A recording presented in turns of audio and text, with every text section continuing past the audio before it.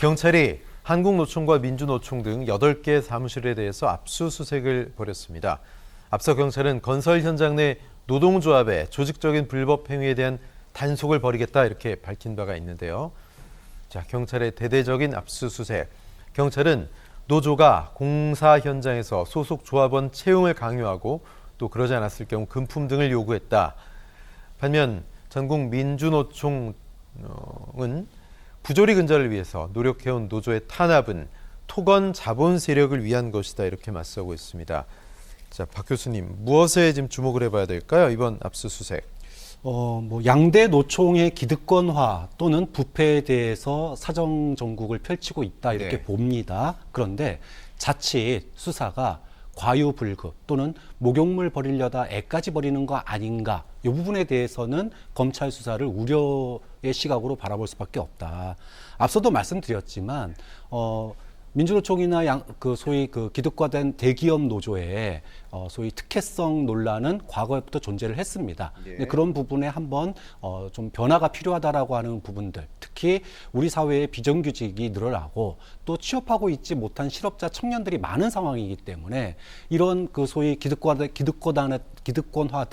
노조 간부들에 대한 불만의 목소리를 어느 정도 저는 조사하고 또 일부 바뀌어야 될 부분도 있다고 봅니다. 네. 근데 문제는 이것과 노동자 삶의 어떤 근로 조건의 악화 또는 그리고 소위 고용 불안의 악화, 이것과 연계가 되는 어떤 정책을 갖다가 같이 펼친다 그러면 이것이 의도성이 있는 거 아니냐라고 하는 논란으로 이어질 수 있다는 거죠. 즉 소위 양대 노총의 기득권화되거나 부패된 부분에 대해서 일부 검찰이 수사하거나 조사할 예. 수는 있지만 이게 결국 소위 노동개혁을 한다 그러면서 노동자들의 근로조건이나 또는 고용 조건을 갖다가 악화시키기 위해서 노동자들의 목소리를 소위 먼저 힘 빼기 차원에서 소위 때리는 거 아니냐라고 본다면 이 부분의 구분이 명확하게 이루어져야 된다.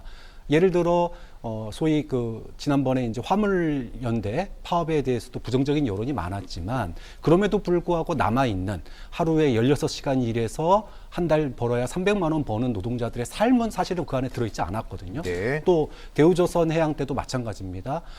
하청에 재하청을 받아서 한 달에 200만 원도 못 받는 이런 노동자들의 삶의 어떤 조건, 근로 조건에 대해서는 우리 언론이 다루질 않았었습니다. 예. 자, 이렇게 본다면 누가 이들의 목소리를 대변할 것인가라고 하는 부분에 있어서 이것과 노총의 기득권화를 갖다가 또는 부패를 때리는 것과 분리해서 우리가 좀 바라볼 필요가 있다. 그런데 이런 것들이 마치 소위 사전 정지 작업처럼 네. 지금 때리느끼 하는 거 아니냐라고 하는 소위 노동조합에 대한 공안 정국을 형성하는 거 아니냐라고 하는 이런 우려의 목소리도 있기 때문에 이걸 구분해서 보는 게 좀 중요하다고 봅니다. 예, 근데 그렇게 색안경을 끼고 바라볼 수도 있는 상황이다 이런 말씀이시군요. 예.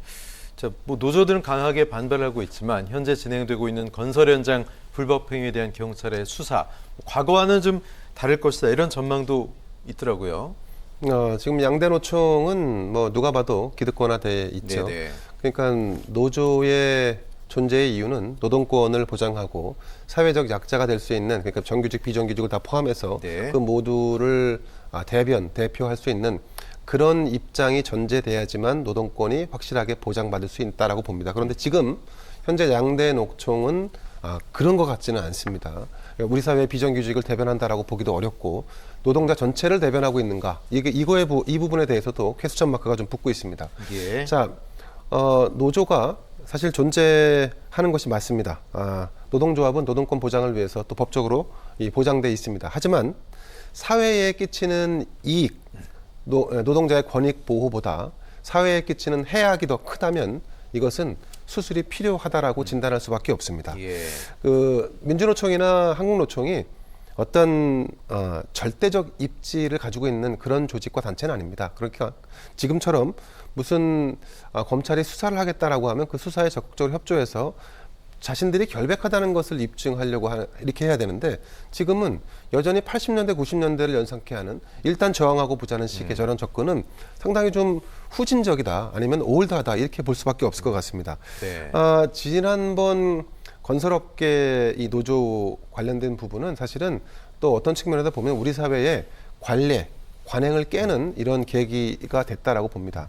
사실 그동안에 어떻게 됐냐면 이렇게 건설업계 관련된 노조가 파업을 진행을 하면 네. 결국은 찔끔찔끔 뭔가 협상을 해서 결국은 정부가 양보하거나 아니면 건설업계가 양보하는 식으로 해서 그냥 결론이 어물쩍 나는 경우가 많았습니다. 그래서 실제로 국토부도 업무 복귀 명령이라든가 이렇게 강경책을 취하지 않고 결국 일정 시간이 지나면 네. 저 파업은 결과가 이렇게 진행될 거야. 이렇게 나이브하게 봤었는데 이번엔 그렇지 않았다는 거죠. 이번에는 국토부와 건설업계 관련 유관기관들이 철저하게 조사해서 이 지금 건설업계 관련된 노조, 특히 운행 노조 같은 경우는 다 개인 사업자이기 때문에 이들은 예. 일일이 다 연락을 해서 업무 복귀를 명령하는 명령서를 전달을 했고 그 전달한 것을 이행하지 않았을 때는 과태료를 부과하는 것을 명확히 했다는 거죠. 네. 그러니까 상대적으로 그쪽 노조 입장에서도 대응이 이건 과거와 달라.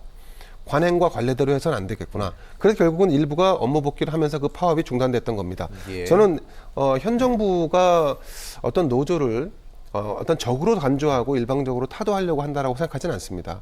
노조가 가지고 있는 어떤 고질적인 어떤 병폐라든가 아니면 내부적으로 수정하거나 아니면 정정하거나 뭔가 좀 바꿀 수 없는 이런 부분들이 있다면 결국은 어쩌면 외부의 힘을 빌어서라도 노조가 더 건강해지는 계기를 만들 수 있다라고 보는 것. 이게 결국은 이 문재인 정부도 이런 방향으로 네. 생각을 하고 있고 노조의 이기주의나 아니면 파업 만능주의를 이번에 좀 어떤 식으로든지 이것이 결국은 사회 불안을 만들고 있다, 그걸 잉태하고 있다는 부분에 대해서 좀 교정을 하자, 네. 뭐 이런 접근 차원이라고 보는데 예. 물론 저렇게 지금 검찰이 강제적으로 압수수색을 하고 하는 부분들 저건 사실은 국민들 입장에서 보면 저것조차도 어떻게 보면 국민적 불안의 하나라고 보일 수 있기 때문에 결국은 정부가 조금 더 세심한 이 어떤 노사 간 합의 혹은 정부와의 대화 이런 거를 좀 노력을 기울일 필요가 있다고 봅니다. 네.